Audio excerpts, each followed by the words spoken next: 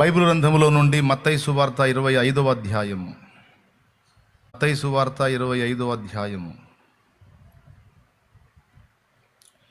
31వ వచనం నుంచి చదువుకుందాం. చూడండి.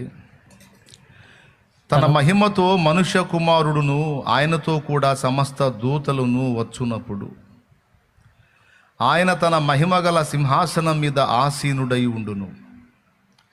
అప్పుడు సమస్త జనములు ఆయన ఎదుట పోగు చేయబడుదురు. గొల్లవాడు మేకలలో నుండి గొర్రెలను వేరుపరచునట్లు ఆయన వారిని వేరుపరచి తన కుడివైపున గొర్రెలను ఎడమవైపున మేకలను నిలువబెట్టును. తన కుడివైపున గొర్రెలను ఎడమవైపున మేకలను నిలువబెట్టును. చిన్న మాట ప్రార్థన చేసుకుందాం. ప్రేమ కలిగిన పరిశుద్ధ తండ్రి, ఘనుడవగు దేవా, నీకు స్తోత్రము నాయన. ఈ శుక్రవారపు వేళ నీ దయాపూర్వక సంకల్పాన్ని బట్టి మమ్మల్ని సమకూర్చి నీ సన్నిధిని, నీ మాటలు వినుటకై మమ్మల్ని ఆయత్తపరిచినందుకు స్తోత్రము. నీ బలహీన దాసుని మరుగు చేయి. నీ బిడ్డలందరినీ దర్శించు, వారితో నాతో మాట్లాడు. ఉపదేశాన్ని అడ్డగింపజూసే దుష్టాత్మలను యేసునామములో బంధిస్తున్నాం. పూర్తిగా మీ దాసుని మీ వశమందుంచుకొని నాతో మాతో మాట్లాడండి. దేవా, నీ వాక్యమును పంపండి. నీ దాసుడు అయోగ్యుడు, అపాత్రుడు, నీ కృప చూపకపోతే ఏమాత్రము అవకాశం లేదు తండ్రి. నీ బిడ్డలు తృప్తి నొందునట్లు, వాక్యాహారం భుజించి బలము నొందునట్లు, జాగరూకులై ఉండునట్లు కృపతో జ్ఞాపకం చేసుకొని మా అందరినీ దర్శించమని యేసు ప్రశస్త నామమున ప్రార్థించి పొంది ఉన్నాము తండ్రి. Amen, amen, amen. ప్రభునందు ప్రియులారా, మనం చదువుకున్న ఈ వచన భాగములో దేవుడు చేసేటువంటి కార్యాన్ని గురించి వర్ణించబడింది. యేసు ప్రభు సింహాసనాసీనుడవుతాడు. మహిమగల దూతలందరూ కూడా ఆయన చుట్టూ ఉంటారు. అది మనం కన్నులారా చూస్తాం. ఇక్కడ చెప్పబడినటువంటి సన్నివేశం తప్పక జరుగుతుంది. యేసు సింహాసనాసీనుడై ఉండుట. ఆ తర్వాత ఆయన గొర్రెలను మేకలను మొత్తాన్ని పోగు చేసి గొర్రెలలో నుండి మేకలలో నుండి గొర్రెలను వేరు చేస్తాడు అని చెప్పబడింది. ఇది ఉపమానమే. అయితే యేసు సింహాసనాసీనుడై ఉండుట తప్పనిసరి. అయితే ఒక్కసారి మీరు ఆలోచించండి. గొర్రెలలో నుండి మేకలను, మేకలలో నుండి గొర్రెలను వేరుపరచుట అనే దాని మీద మనసు పెట్టండి. ఒక ప్రాముఖ్యమైన విషయాన్ని మీ దృష్టిలోకి తీసుకొని రావాలని ఈరోజు ప్రేరేపించబడ్డాను. దాన్ని అందిస్తాను మీకు. ఈ వేరుపరచబడినటువంటి గొర్రెలతో, నా తండ్రి చేత ఆశీర్వదించబడిన వారలారా, లోకము పుట్టినది మొదలుకొని మీ కొరకు నిర్ణయించబడినటువంటి ఆ నిత్య రాజ్యములోనికి ప్రవేశించండి. నేను ఆకలి గొంటిని, మీరు నాకు ఆహారం పెట్టారు. వస్త్రహీనుడనై ఉంటిని, వస్త్రం ఇచ్చారు. రోగినై ఉంటిని, చూడవచ్చారు. చెరసాలలో ఉంటిని, పలకరించారు. గనుక మీకోసం సిద్ధపరచబడినటువంటి నిత్య జీవంలో ప్రవేశించండి, స్వతంత్రించుకోండి అని గొర్రెలతో అంటాడట. వాళ్ళు అడుగుతారు, ప్రభువా, నీవెప్పుడు ఆకలి గొంటివి? నీవెప్పుడు వస్త్రహీనుడు అయి ఉంటివి? నీవెప్పుడు చెరసాలలో ఉంటివి? నీవెప్పుడు రోగివై ఉంటివి? అసలు ఇది ఎప్పుడు జరిగింది నాయన? మేమెప్పుడు నీకు సాయం చేశాం ప్రభు అంటే, మిక్కిలి అల్పులైన ఈ నా సహోదరులలో ఒకనికి చేసిన మీరు నాకు చేసినట్టే అని మనం మనుషులకు చేసిన సేవను ప్రభు తనకు చేసినట్టుగా స్వీకరిస్తాడట. ఆ విషయాలు గుర్తు చేస్తాడట. అలాగే ఎడమవైపున్న మేకలతో ఏమంటాడు? మేకలతో ఏమంటాడు అక్కడ చూడండి.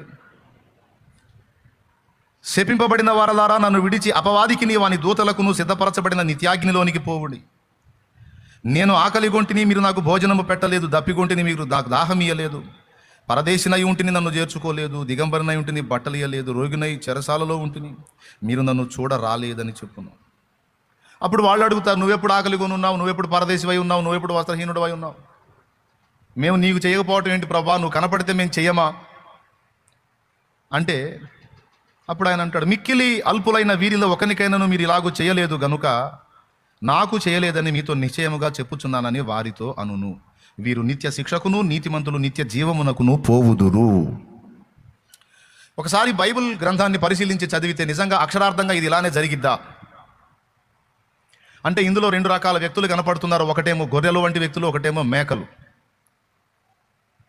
గొర్రెలనేమో నిత్యరాజ్యంలోనికి వెళ్ళమన్నాడు, మేకలనేమో నిత్య శిక్షలోకి నరకాగ్నిలోనికి వెళ్ళమని నెట్టేశాడు.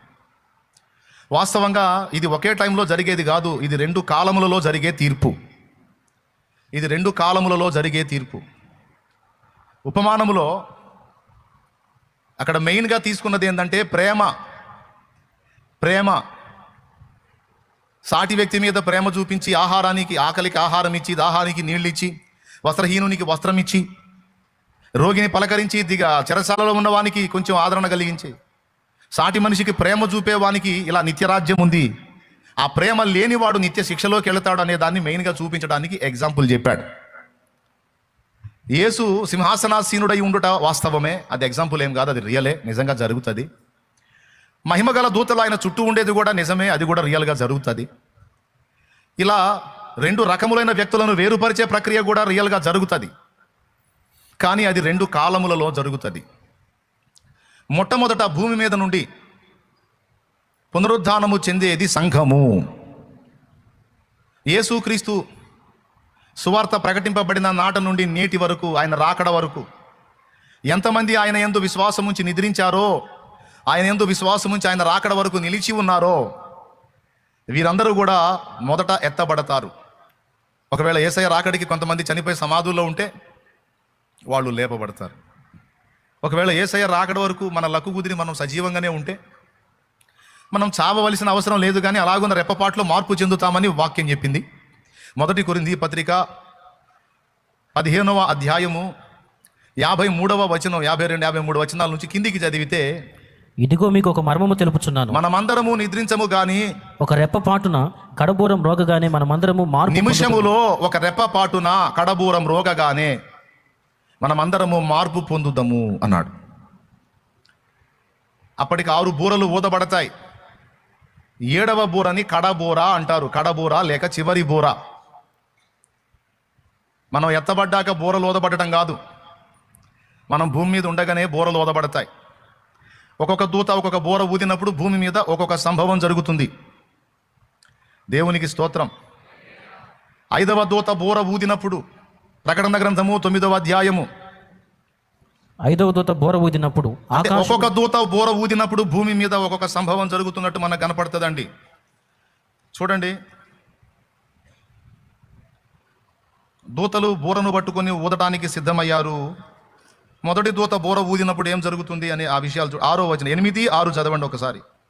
అంతటా 7 బూరలు పట్టుకొని ఉన్న ఆ 7 దూతలు ఊదుటకు సిద్ధపడిరి. 7 బూరలు అనేది గుర్తుపెట్టుకోవాలి, మర్చిపోవద్దు. ఎన్ని బూరలు? 7 బూరలు. మొదటి దూత బూర ఊదినప్పుడు రక్తముతో మిళితమైన వడగండ్లును అగ్నియు పుట్టి భూమిపైన పడవేయబడెను. అందువలన భూమిలో 3వ భాగము కాలిపోయెను, చెట్లలో 3వ భాగము కాలిపోయెను, పచ్చగడ్డి అంతయు కాలిపోయెను. మొదటి దూత బూర ఊదినప్పుడు రక్తముతో మిళితమైన వడగండ్లును అగ్నియు పుట్టినయట. పుట్టి భూమి మీద పడవేయబడ్డాయట. మరి అవి ఏ ప్రాంతంలో పడతాయో, ఏ ప్రాంతం అలాగా తగలబెట్టబడుద్దో పర్టికులర్ అడ్రస్ అయితే చెప్పలేదు, కానీ భూమి మీద పడవేయబడెను అన్నాడు కనుక అది ఏ ప్రాంతంలోనే జరగవచ్చు. మొదటి దూత బూర ఊదినప్పుడు భూమి మీద ఈ సంభవం జరుగుతుంది. 2వ దూత బూర ఊదినప్పుడు అగ్ని చేత మండుచున్న పెద్ద కొండ వంటిది ఒక్కటి సముద్రములో పడవేయబడెను. అందువలన సముద్రములో 3వ భాగము రక్తమాయను. సముద్రములోని ప్రాణము గల జంతువులలో 3వ భాగము చచ్చెను. ఓడలలో 3వ భాగము నాశనమాయను. ఇది 2వ దూత బూర ఊదినప్పుడు అగ్ని చేత మండుచున్న పెద్ద కొండ వంటిది, కొండ వంటిది ఒకటి సముద్రంలో పడవేయబడిద్దట. ఇప్పుడు మనోళ్ళు ఆస్ట్రాయిడ్స్ అని చెప్తున్నారు కదండి అంతరిక్షంలో. అట్లాగా మనకి వీడియోలో చూపించేటప్పుడు ఏదో చిన్న రాయిలాగా చూపిస్తారు, ఆస్ట్రాయిడ్స్ చాలా పెద్దగా ఉంటాయి. ఇక్కడ ఏమన్నాడు, కొండ వంటిది ఒకటి వచ్చి సముద్రంలో పడిద్ది, సముద్రంలో 3వ భాగం చచ్చిపోతాయట. 3వ భాగం చచ్చిపోతాయట, ఓడల్లో 3వ భాగం కాలిపోతాయి. ఇక 3వ దూత బూర ఊదినప్పుడు ఏం సంభవాలు జరుగుతాయో అండి. 3వ దూత బూర ఊదినప్పుడు దివిటి వలె మండుచున్న ఒక పెద్ద నక్షత్రము ఆకాశము నుండి రాలి నదుల 3వ భాగం మీదను నీటి బుగ్గల మీదను పడెను. ఆ నక్షత్రమునకు మాచిపత్రి అని పేరు. అందువలన నీళ్లలో 3వ భాగము మాచిపత్రి ఆయను. నీళ్లు చేదైపోయినందున వాటి వలన మనుషులలో అనేకులు చచ్చిరి. ఇదంతా సావుమూడిన వ్యవహారమే. దేవునికి స్తోత్రం కలుగును గాక. హల్లెలూయా చెప్పండి గట్టిగా, ఇంకోసారి చెప్పండి. జాగ్రత్తగా వినండి, ఏముంది లేని తోసేయొద్దు. మంచి విషయం మీకు అందిస్తా ఈరోజు దేవుని కృపలో.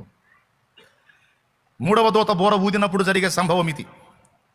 తాగే నీళ్లు చేదైపోతాయట. నీళ్లు చేదైపోతే తాగటానికి నీళ్లు లేక చచ్చిపోతారు. ఇక 4వ దూత బోర ఊదినప్పుడు సూర్య చంద్ర నక్షత్రములలో 3వ భాగము చీకటి కమ్మునట్లు, పగటిలో 3వ భాగము సూర్యుడు ప్రకాశింపకుండునట్లును, రాత్రిలో 3వ భాగమున చంద్ర నక్షత్రములు ప్రకాశింపకుండునట్లును వాటిలో 3వ భాగము కొట్టబడెను. ఇక ఇది ఎక్కడ జరిగిద్దయా? ఫస్ట్ ఏమో భూమి మీద చూసాం, తర్వాత 2 సముద్రం మీద చూసాం, 3వది మంచి నీళ్ళ మీద చూసాం. సముద్రంలో ఉప్పు నీళ్లు, తాగడానికి మంచి నీళ్లు. 3 భాగాల్లో జరిగింది 3 బోరలు ఊదినప్పుడు. ఫస్ట్ ఎక్కడ? ఏడవసాట. ఫస్ట్ బోర ఊదినప్పుడు, ఫస్ట్ దూత బోర ఊదినప్పుడు భూమి మీద రక్తముతో మిళితమైన వడగండ్లు, అగ్ని. ఓకేనా? 2వ దూత బోర ఊదినప్పుడు కొండ వంటిది సముద్రంలో పడింది. 3వ దూత బోర ఊదినప్పుడు ఒక నక్షత్రము లాంటిది ఆకాశం నుండి వచ్చి మంచినీటి బుగ్గల మీద పడింది. దాని దెబ్బకి నీళ్లు మొత్తం విషమైపోయినాయి, తాగిన వాళ్ళు తెచ్చారు. ఇది 3 బోరలు ఊదినప్పుడు జరిగిన సంభవం. ఇక 4వ దూత బోర ఊదినప్పుడు అంతరిక్షంలో మార్పులు కలుగుతున్నాయి. సూర్య చంద్ర నక్షత్రములలో 3వ భాగము చీకటి కమ్మునట్లును, పగటిలో 3వ భాగమున సూర్యుడు ప్రకాశింపకుండునట్లును, రాత్రిలో 3వ భాగమున చంద్ర నక్షత్రములు ప్రకాశింపకుండునట్లును వాటిలో 3వ భాగము కొట్టబడెను. అంటే అంతరిక్షములో ఉన్నాడు. మనకి ఇప్పుడు సూర్యోదయం, సూర్యాస్తమయం, ఒక డేని మనం నిర్ధారించుకోవడానికి సూర్యోదయం, సూర్యాస్తమయం, ఉదయం సాయంత్రం. అక్కడ నుంచి చంద్రుడి పరిపాలన నైట్ అంతా. అయితే రాత్రిలో 3వ భాగం పోయింది, పగట్లో 3వ భాగం తరుగైపోయింది. దేవునికి స్తోత్రం కలుగును గాక. ఇది 4వ దూత బోర ఊదినప్పుడు జరిగే సంభవం. ఇక 5వ దూత బోర ఊదినప్పుడు ఇక్కడే మీరు జాగ్రత్తగా చూడాలి. ఈ బోరలు ఊదేటప్పుడు మనం వెళ్ళిపోతామనే బోధ ఒకటి ఉంది, అందుకని ఈ పాయింట్ చెప్తున్నా. ఇక 5వ దూత బోర ఊదినప్పుడు ఆకాశము నుండి భూమి మీద రాలిన యొక్క నక్షత్రమును చూచి తిని, అగాధము యొక్క తాళపు చెవి అతనికి ఇయ్యబడిన. నక్షత్రం అంటాడు, మళ్ళీ అతడంటాడు. ఇక్కడ నక్షత్రము అని చెప్పబడింది అక్షరార్థమైన నక్షత్రం కాదు, ఒక వ్యక్తి, ఒక దూత అనుకోండి. ఆ దూత పైనుంచి భూమి మీదికి రావటం ఎలా ఉందంటే ఆకాశంలోంచి ఒక నక్షత్రం దిగి వచ్చినట్టు ఉంది, అంత ప్రకాశమానంగా ఉంది. అగాధము యొక్క తాళపు చెవి అతనికి ఇయ్యబడిను. అతడు అగాధము తెరువగా పెద్ద కొలిమిలో నుండి లేచు పొగ వంటి పొగ ఆ అగాధములో నుండి లేచెను. ఆ అగాధములోని పొగ చేత సూర్యుని వాయుమండలమున చీకటి కమ్మెను. ఆ పొగలో నుండి మిడతలు భూమి మీదికి వచ్చెను. భూమిలో ఉండు తేళ్లకు బలమున్నట్లు వాటికి బలము ఇయ్యబడెను. మరియు నొసళ్ళయందు దేవుని ముద్ర లేని మనుషులకే తప్ప, మరియు నొసళ్ళయందు దేవుని ముద్ర లేని మనుషులకే తప్ప. అంటే ముద్ర లేని మనుషులకే తప్ప అంటే ముద్ర ఉన్న మనుషులు కూడా ఉన్నారన్నమాట భూమి మీద. అది రాసుకోవాలి పక్కన పైన. ముద్ర లేని మనుషులకే తప్ప అంటే ముద్ర ఉన్న మనుషులు అంటే దేవుని ముద్ర ఉన్న మనుషులు కూడా 5వ దూత బోర ఊదినప్పుడు భూమి మీదే ఉన్నారని అర్థం. ఈ తేళ్ల వంటి జీవులు భూగర్భంలో నుండి అగాధంలో నుండి పైకి వస్తాయట 5వ దూత అని బోర ఊదినప్పుడు. దడుచుకోవాకండి. బోర ఊదినప్పుడు ఏం జరిగింది? అగాధము తెరవబడి తేళ్ల వంటి జీవులు బయటకు వస్తాయట. అవి ఎంత ఉంటాయా అంటే తేళ్లంతా ఉంటాయి అనుకోవద్దు.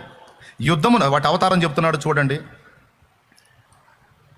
నొసళ్ళయందు దేవుని ముద్ర లేని మనుషులకే తప్ప భూమి మీదనున్న గడ్డికైనను ఏ మొక్కలకైనను మరి ఏ వృక్షములకైనను హాని కలుగజేయకూడదని వాటికి ఆజ్ఞ ఇయ్యబడిను. మరియు వారిని చంపుటకు అధికారం ఇయ్యబడలేదు గాని 5 నెలల వరకు బాధించుటకు వాటికి అధికారం ఇయ్యబడెను. వాటి వలన కలుగు బాధ తేలు మనుషుని కుట్టినప్పుడుండు బాధ వలె ఉండును. ఆ దినములలో మనుషులు మరణమును వెదకుదురు గాని అది వారికి దొరకనే దొరకదు. చావవలెనని ఆశపడుదురు గాని మరణము వారి యొద్ద నుండి పారిపోవును. ఆ మిడతలు ఎలా ఉన్నాయో చెప్తున్నాడు. ఆ మిడతల రూపములు యుద్ధమునకు సిద్ధపరచబడిన గుర్రములను పోలి ఉన్నవి. బంగారము వలె మెరయు కిరీటముల వంటివి వాటి తలల మీద ఉండెను. వాటి ముఖములు మనుష్య ముఖముల వంటివి. స్త్రీల తల వెంట్రుకల వంటి వెంట్రుకలు వాటికి ఉండెను. వాటి పండ్లు సింహపు కోరల వలె ఉండెను. ఇనుప మరబుల వంటి మరబులు వాటికి ఉండెను. వాటి రెక్కల ధ్వని యుద్ధమునకు పరిగెత్తునట్టి విస్తారమైన గుర్రపు రథముల ధ్వని వలె ఉండెను. తేళ్ల తోకల వంటి తోకలను కొండును వాటికి ఉండెను. 5 నెలల వరకు వాటి తోకల చేత మనుషులకు హాని చేయుటకు వాటికి అధికారం ఉండెను. పాతాళపు దూత వాటిపైన రాజుగా ఉన్నాడు. హెబ్రీ భాషలో వానికి అబద్దోనని పేరు. ఈరికు దేశపు భాషలో వాని పేరు అపోల్లోయోను. మొదటి శ్రమ గతించనిదిగో మరి రెండవ శ్రమలు ఇటు తర్వాత వచ్చును, మరి 2 శ్రమలు ఇటు తర్వాత వచ్చును. ఇప్పుడు మీరు వరుసగా చెప్తారన్నమాట. ఫస్ట్ దూత బోర ఊదినప్పుడు ఏం జరిగిద్ది? ఏదో ఒకటి జరిగిద్ది. ఏం జరిగిద్ది మర్యాదగా చెప్పండి.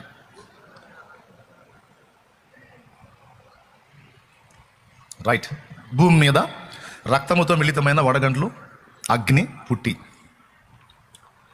రెండవ దూత బోర ఊదినప్పుడు కొండ లాంటిది వచ్చి సముద్రంలో పడింది.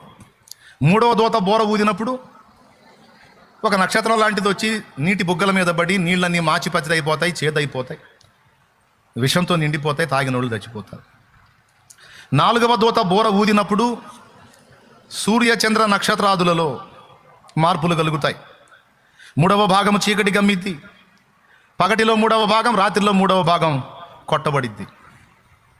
ఐదవ దూత బోర ఊదినప్పుడు భూగర్భములో అగాధములో నుండి తేళ్ల వంటి జీవులు బయటకు వస్తాయి.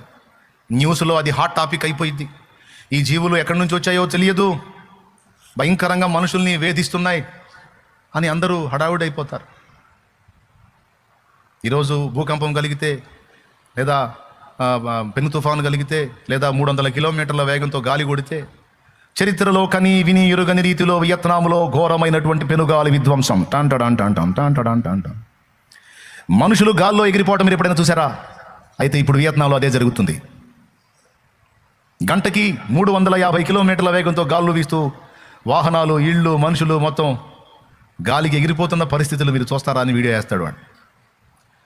అట్లాగే ఐదవ దూత బోర ఊదినప్పుడు ఇలాంటి వింత మీరు ఎప్పుడైనా చూచారా? ఇలాంటి జీవులు మీరు చూసారా అని ఆ జీవుల వీడియోలు, ఫోటోలు వేస్తూ ఉంటారు. అది అట్లుంటాయి అవి. అరే ఒరిజినల్ ఫోటో అది, దాని ఫోటో ఉంటుంది. సింహపు ముఖం వంటి, సింహపు కూరల వంటి కూర, అది దాని ఆకారం. స్త్రీ తల వెంట్రుకల వంటి వెంట్రుకలు, మనిషి ముఖం వంటి ముఖము, సింహపు కూరల వంటి కూరలు, తేళ్లకున్నటువంటి కొండ్లు. టోటల్గా ఇప్పుడు నేను ప్రకటన 9వ అధ్యాయములో 5వ దూత బోర ఊదినప్పుడు నేను చెప్పిన సంభవంలో బయటికి భూగర్భంలోంచి వచ్చేటువంటి వాటి యొక్క ఆకారం ఒరిజినల్గా అలా ఉంటుంది. ఇప్పుడేమో ఫోటోలో చూస్తున్నాం, అప్పుడు రియల్గా చూస్తాం. ఒకవేళ మనం ఆ టైంకి బతికుంటే దేవునికి స్తోత్రం.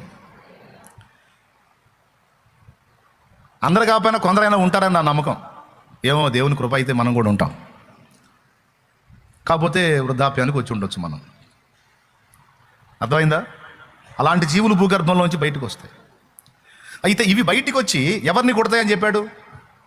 నొసళ్ళ యందు దేవుని ముద్ర లేని మనుషులనే ఇవి బాధ పెట్టాలట. దేవుని ముద్ర కనపడ్డోడిని ఇవి బాధ పెట్టకూడదు.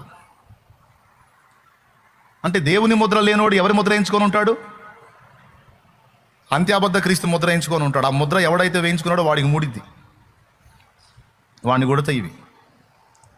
వాళ్ళు పోయి అంత్యాబద్ధ క్రీస్తుకి మొరపెట్టుకుంటారు. నువ్వే దేవుడు అనుకున్నావు, ఇవన్నీ వచ్చి బాధ పెడుతున్నాయంటే వాడేదో చెబుతాడు సాకు. ఇది శత్రువుల కుట్ర, నేనున్నాను కదా మీకెందుకు, వాటిని అంతమొందిస్తాను, చూడండి నా ప్రతాపం, అది ఇదని చెబుతానే ఉంటాడు మాటలో. 5 నెలలు కనపడతాయి అవి. ఆఖరికి న్యూస్ని సిద్ధపరచుకునేవాడు ఇప్పుడు ఫలానా ఇదిగో చూడండి ఈ జీవి వచ్చింది, ఇక్కడ వచ్చింది చూపిస్తే వాడు కూడా వచ్చి గుట్టిపోయింది. ఇదిగో ఇప్పుడే ఇటుపోయిందని చెప్పి చూపిస్తుంటాడు, వెనకొచ్చి వాడిని గుట్టిపోయింది. వాడు కూడా ఎగురుకుంటాడు, కెమెరా పడేసిపోతాడు.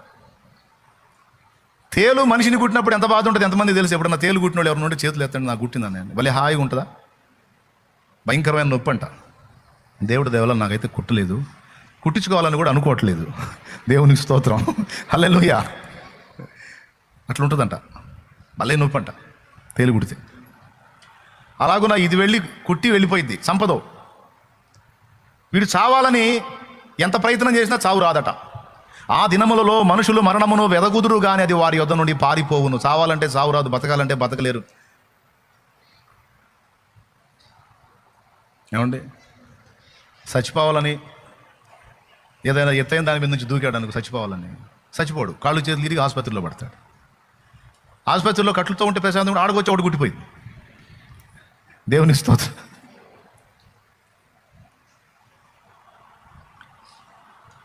అట్లా ఇక దేవుని ముద్ర లేని మనుషులందరినీ బాధ పెట్టడానికి 5 నెలల వరకు వీటికి అధికారం ఇవ్వబడింది. 5 నెలల తర్వాత ఇవి ఎలాగైతే సడన్గా భూగర్భం నుంచి వచ్చి అలాగే అదృశ్యమైపోతాయి. అదృశ్యం అయిపోయినాక వీడు చెప్తాడు, చూసావా నా ప్రతాపం, వాటి మొత్తాన్ని ఏరి పారేశాను అంటాడు. ఒకటిదే, దేవుడు వాటిని ముగించాడు. ఈ విధంగా 5వ దూత బోర ఊదినప్పుడు సంభవం జరుగుతుంది. జరిగినప్పుడు నొసళ్ళ యందు దేవుని ముద్ర గల మనుషులు భూమి మీదే ఉన్నారు. అంటే బోరలు ఊదే ఘట్టములో సంఘము భూమి మీదే ఉంటుంది. మనం అంత్య అబద్ధ క్రీస్తు ముద్ర వేయించుకోకుండా ఉంటే, ఒకవేళ మన దగ్గరకు అది వచ్చినా కూడా మనల్ని చూసినప్పుడు మనం దేవుని చేత ముద్రించబడ్డాం కదా, పరిశుద్ధాత్మ ముద్ర మన మీద ఉంటుంది, దేవుని ముద్ర. మీరు ఆత్మయందు ముద్రించబడి ఉన్నారని ఉంది, గుర్తుందా మీకు? విమోచన దినం వరకు మీరు ఆయన యందు ముద్రించబడి ఉన్నారు. మన నొసటి మీద కూడా దేవుని ముద్ర ఉంటుందండోయ్, తెలుసా మీకు? అది మనకు కనపడదు, మనుషులకు కనపడదు, దురాత్మలకు కనపడింది.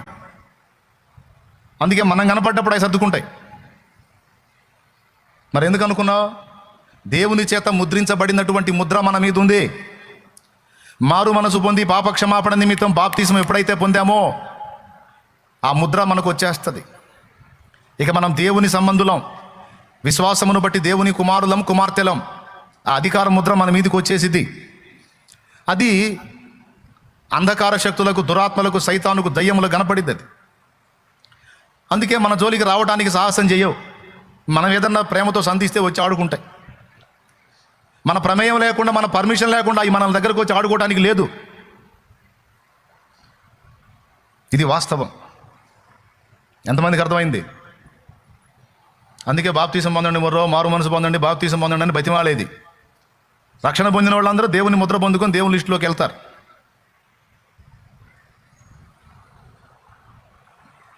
ఆ ముద్ర కలిగిన వ్యక్తులు, ఆ జీవులు వచ్చినప్పుడు భూమి మీదే ఉంటారట.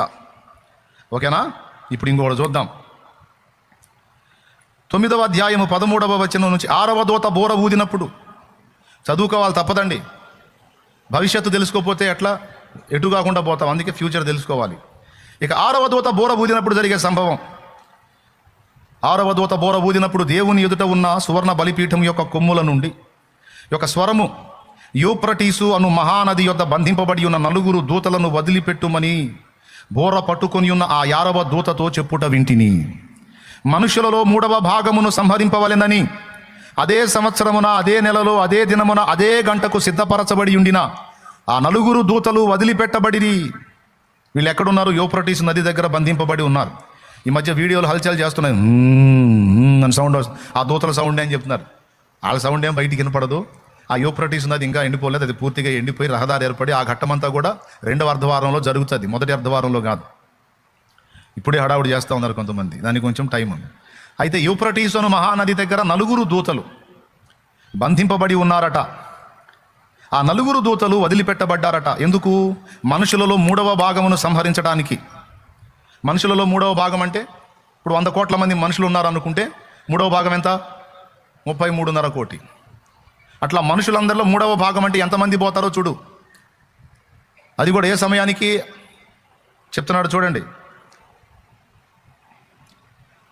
అదే సంవత్సరమున, అదే నెలలో, అదే దినమున, అదే గంటకు, అదే గంటకు సిద్ధపరచబడ్డారట. వాళ్ళు వదిలిపెట్టబడ్డారట. గుర్రపు రౌతుల సైన్యముల లెక్క 20 కోట్లు. వామ్మో! వారి లెక్క ఇంత అని నేను వింటిని. మరియు నాకు కలిగిన దర్శనమంది ఇలాగు చూచితిని.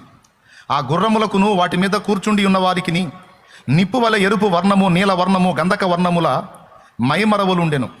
ఆ గుర్రముల తలలు సింహపు తలల వంటివి. వాటి నోళ్లలో నుండి అగ్ని, ధూమ గంధకములను బయలు వెళ్ళుచుండెను.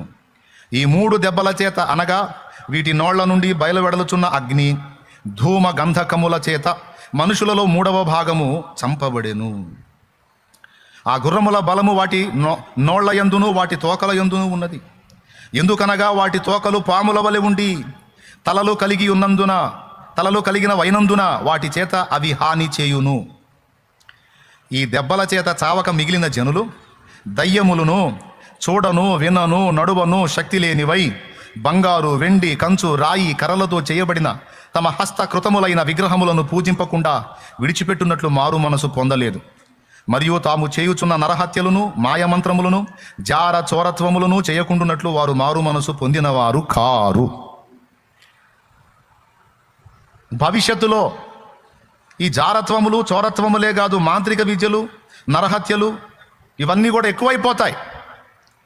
ఇవన్నీ తీవ్ర రూపం దాల్చి మనుషులు విచ్చలవిడికి అలవాటు పడిపోతారు. ఇప్పటికే స్టార్ట్ అయింది ప్రపంచ దేశాల్లో, చాలా దేశాల్లో ఇప్పుడు విచ్చలవిడితనం. 12 ఏళ్ళు వయసు దాటిందంటే ఇంకా వాడిని వదిలేసేయాలి.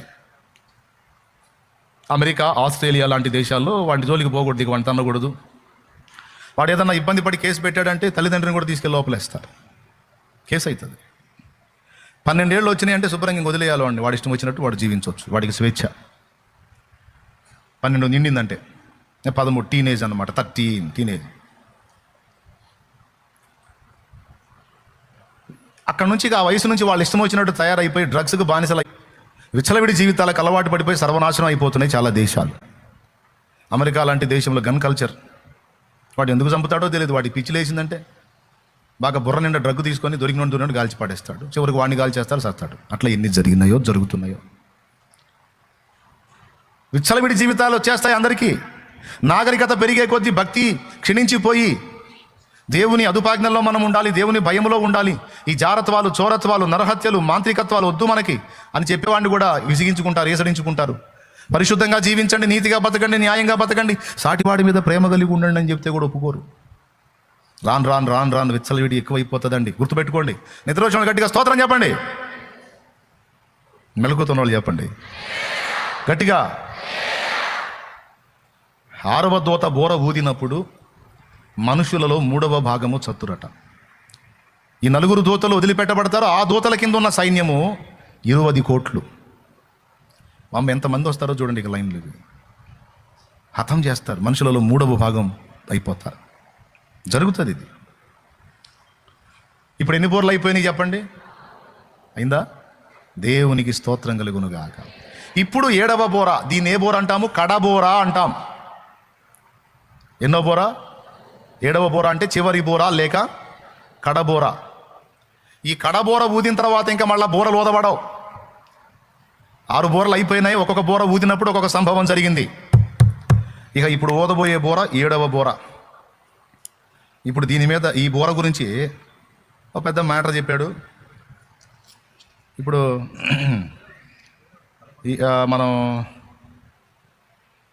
6వ వచనం నుంచి చదువుకుంటే సరిపోవచ్చు, లేకపోతే చదువుతాం, భలే గంభీరంగా ఉంటుంది.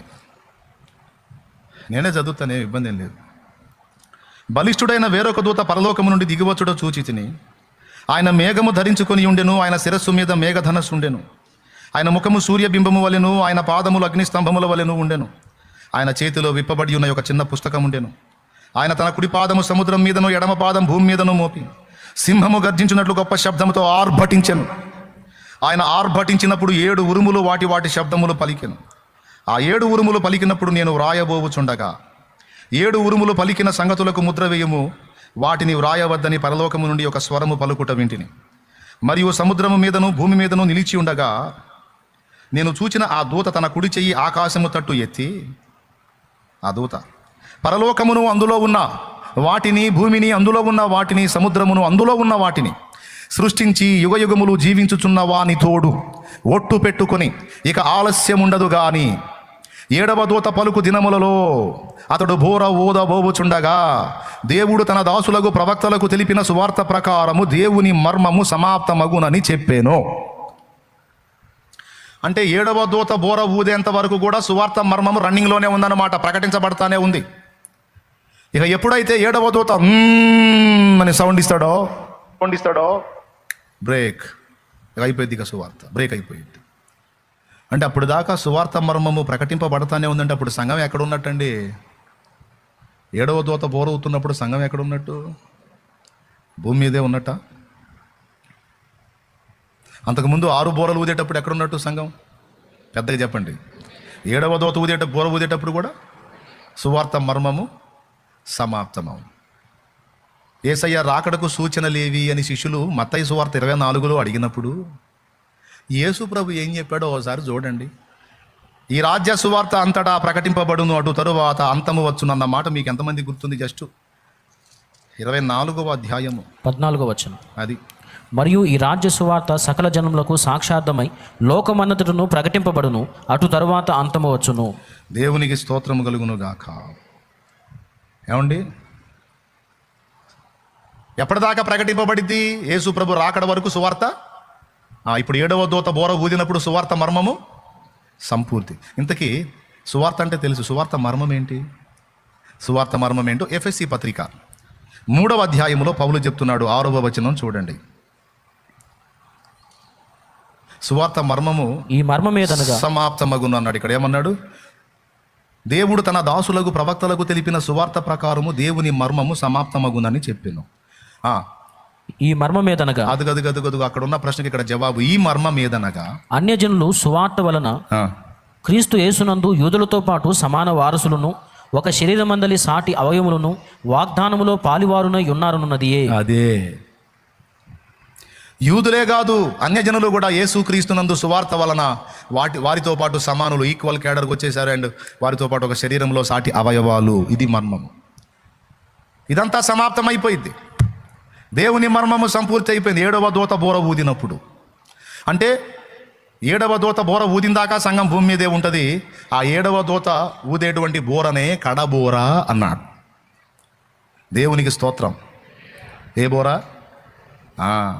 ఈ బోరనే పౌలు మాట్లాడుతున్నాడు ఇప్పుడు. అక్కడ 1 కొరింథీ పత్రిక 15వ అధ్యాయము 52వ వచనం నుంచి కిందికి చదువు. ఇదిగో మీకు ఒక మర్మము తెలుపుచున్నాను అన్నాడు. ఇక్కడ కూడా ఒక మర్మమే.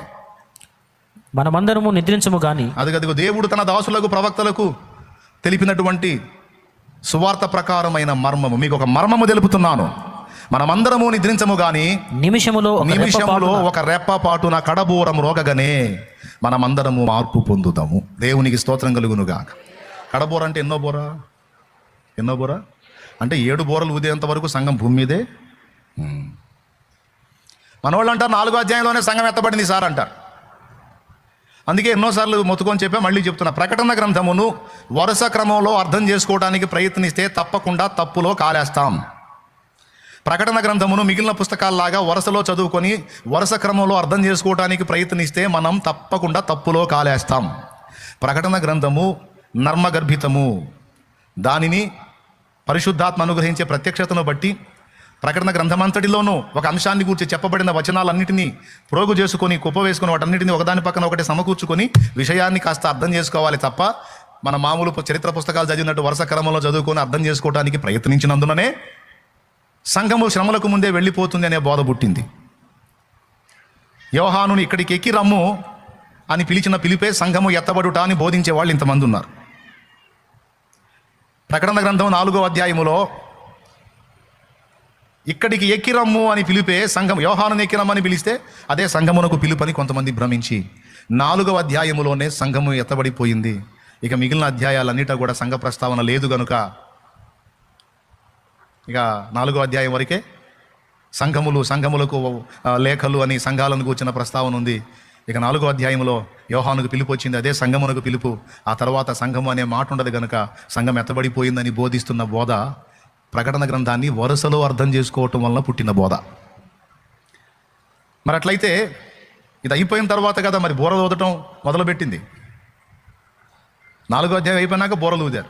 మరి బోరలు ఊదినప్పుడు నొసళ్ళ యందు దేవుని ముద్ర గల మనుషులు ఆ జీవులు వచ్చినప్పుడు భూమి మీదే ఉన్నారు. ఇక్కడ 7వ దూత బోర ఊదినప్పుడు సువార్త మర్మం సంపూర్తి అయింది. అక్కడ పౌలు ఏం చెప్తున్నాడు? అప్పుడు మనమందరము మార్పు చెంది నిమిషములో ఒక రెప్పపాటున మార్పు నొంది ప్రభువునొద్దకు కొనిపోబడదుమని పౌలు చెప్తున్నాడు.